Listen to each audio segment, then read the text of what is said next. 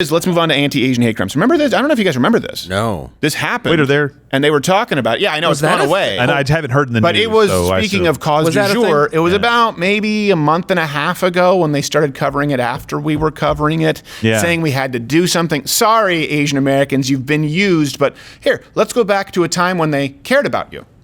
And a hate crime we want to document the hate crimes.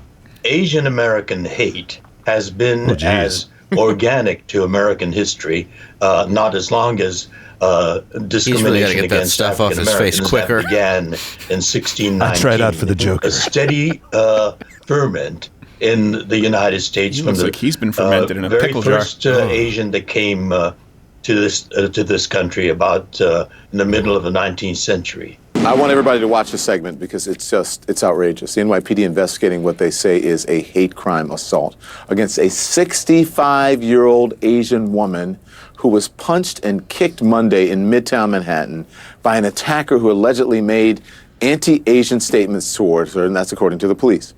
It comes as the latest in a string of anti-Asian hate and violence, making this a crisis. You'll notice that with the articles, they don't mention the race, as opposed to here, the headlines that you see that always have white supremacist attack, white person, because this has been going on for a very long time in this country. In San Francisco, where a lot of these crimes have been taking place, over 85% of physical assault crimes, all physical assault crimes against Asians, were committed by a black attacker.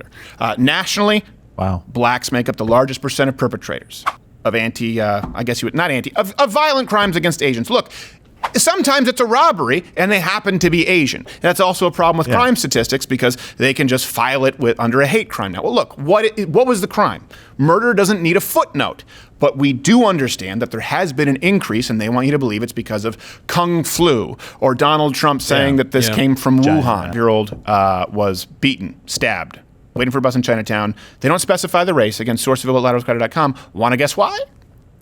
The family of 85-year-old Chu Fong said she'd been waiting for the bus Tuesday evening after buying groceries in Chinatown. She's independent. She's very headstrong, and if she has to do something, she's going to do it.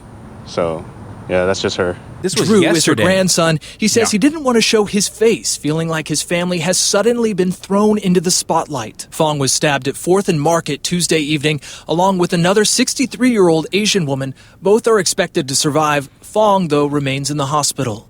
Now, you notice in that story they didn't give you the suspect. Not at all. Well, they know who it is. 54-year-old Patrick Thompson, and he has a history of deadly assault. He has a history of committing crimes. Oh, there you go. Sure. San Francisco, dad pushing a stroller, punched until he fell to the ground. This is May 5th. Another clip. We are getting new exclusive surveillance footage of another brutal attack in San Francisco. Now, this one was captured at Gus's Market in Mission Bay on Friday. Check this out. Police say an Asian father who was pushing his 1-year-old child in a stroller was suddenly beaten to the ground. This is in New York City, 61-year-old Yao Panma, the attacker. This one is, look, tough to watch. We may not want to run the whole clip, but you need to know what's going on in this country right now because the media has moved on, and I want Asian Americans out there to be safe, to have their head on a swivel. His head was stomped, leaving him in critical condition with cerebral contusions, facial fractures. This is the oldest one, April 25th.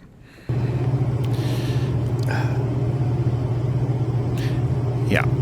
All right, that's enough. We get the point. He keeps going. And keep in mind that if that man was then apprehended by the police officers and tried to get away and they roughed him up a little bit, those police officers would be on trial for murder and we would exclusively empathize with him. You don't believe me? Go look at Michael Brown's rap sheet. Go look at George Floyd's rap sheet. Just because you don't have the video of the woman being pistol whipped in front of her kid when George Floyd committed an armed robbery doesn't mean it didn't happen. Baltimore, bastion of hope that it is, 2 Korean women were beaten with a brick inside their own liquor store.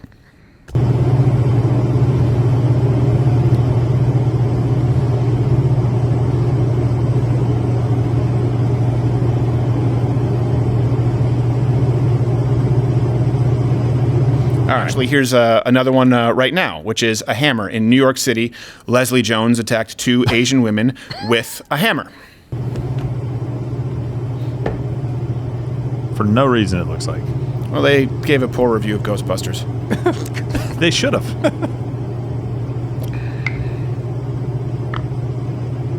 Want to note that this is, of course, not the first time that Leslie Jones has demonstrated anti-Asian hate. The power of petty compare! should have seen the warning signs. You're seeing a lot of this happening with blunt force instruments, right? You're seeing this happen with bricks. Here, you can give me the knife. I wanted to like a mallet? I paid for many, many years of self-defense as a kid, and ultimately would just get my ass kicked. Because they would teach you useless crap. Right. With a knife, your only option is to run. Can I ask a serious question? Yeah. Is Joe Louis going to be okay with this? Probably not, but he'll be fine. Don't worry, he'll attack you. The issue with a knife is run, me. right? If someone's trying to attack you with a knife, run, because here's the thing. People tell you can defend yourself against a knife. It doesn't require any inertia. This is a bleed out. This is a bleed out. This is a kill. Okay? Yeah. People need to understand you have a better chance against someone with a gun than you do against someone with a knife. They're there, they slice you no matter what. Now, it changes when it's a brick or a hammer because it's a blunt force instrument. So what does that require? Requires inertia. Motion. Yeah. And so now what people need to do, first off, the best thing you can do is run away. But inertia requires movement and hitting right at the extension, right, of that sort of momentum, that blow. So that's what you want to avoid. People out there who haven't gone to a Brazilian Jiu-Jitsu class, I recommend that you go, or Judo. They teach you sort of distance and timing, maybe sometimes even some karate. So what you would have to do here is treat Manny like he's George Foreman. Okay. In other words, he doesn't have a knockout blow, but he does with a hammer. Right. Yeah. Right? He's Mario circa Donkey Kong, whatever year that was. True. So what you want to do is you don't want to get, if I can get into boxing range, and you see people talking about this you see this on YouTube, right? They're like, what I'm going to do, look, is I'm going to jab, and I got tiger claw and monkey fist. Well, you're going to get your ass beat. That's what's going to happen. So either get away completely, or you want to be closing that distance. So I don't want to be in punching range. What I want is to keep him away from me until I close. So this is where I would use my leg, my lead leg, because I know that he's not in punching range. Now, I'm not talking about doing, boom, question mark kick, anything like that. Nothing fancy. It's a push kick. As he comes in, right, I push off his hip. Right now I've got a bad knee, so let's be careful. We don't want to. But you want to kick him away, keep him at distance, step back so you know you're not in that range. Yeah. Get away if you can. If you can't, let's say you're in a store, like happened with the ladies with the guy with the brick. Right. So I can't get distance. I can't run away. If it's a knife, you're screwed. Don't care what the Krav Maga guys tell you. You can't fight. You're done. Guy with a knife beats a guy without a knife. For in a store, what do I need to do? Do I want to be right here? No. I want to watch that wind up, stay out, miss at least once. I'm probably going to get hit and come in and now close it. Because look, less inertia with the hammer. And this is where we can go until you need to start training and grappling. Some kind of, hey, Joe Louis, it's fine. It's all good. Well, and Stephen, a good point here is that you're not necessarily going to get out unscathed. No, but at least you're not going to get the knockout blow by having some distance. This is why I would say using this push kick to keep them away is not going to do anything with a knife because they can still cut. Right. They can cut, and I'm going to bleed out no matter what. That's true. But with a brick, with the good side to this is they're going to be a little bit slower. Yeah. So they're going to be telegraphing. Like if you watch Leslie Jones, everything was like, yeah! And in which case, just a little bit of head movement and then learn how to keep yourself safe once you clinch them up, tie them up. Really simple ways. You go over, under, boom, once I get in, and tie them up, just like a clinch right here. See? Yeah. I have an overhook. Or it's now, he might hit my back with a hammer, but it's not nearly as bad of a knockout blow. You can go exactly. For a takedown if you want at this point. Learn how to handle them on the ground. But the most important thing is getting away. In that case in New York, you know what I saw? Yeah. Scaffolding. Oh, yeah. Use that. Yeah. Yep. Use that. Put that between you and the attacker. Like do some Spider-Man stuff and like jump up and... No, don't jump up. Get around it. You know what I mean? Get around and do this. Right? Like the old pirate clock. On the old, the old Pirates of the Caribbean ride where the guy's chasing his beer wench, right? Do this until a cop gets there. Unless you're in a municipality where they've defunded the police, in which case, kiss your ass goodbye. That's important. If it's a knife, people always, this is the fraud that you see out there. And I see people capitalizing on this on YouTube where they show their kung fu and like, oh, look, I'm going to get a perfect block. This never happens. This never happens.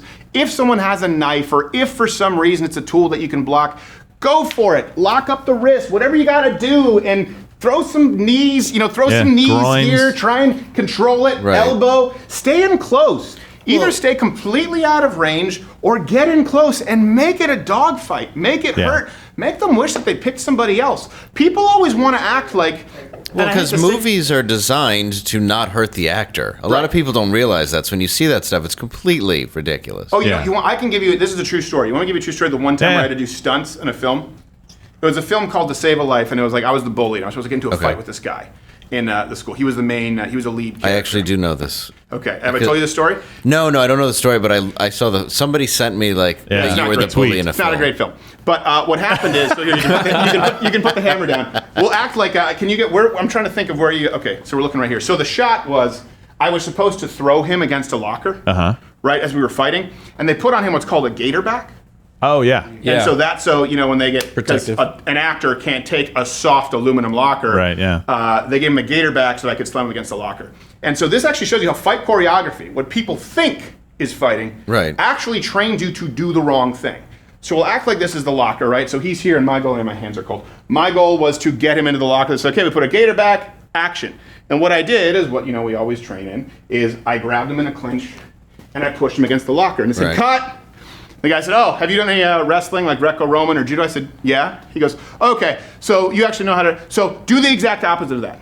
He goes, you know how you get in close because you're trying to control him and get in leverage, right? He said, the camera doesn't see that. So what I want you to do is grab his neck, grab his arm, and swing him around like this so the camera will see it. Now I was going, but that's the worst thing. He goes, oh, I know.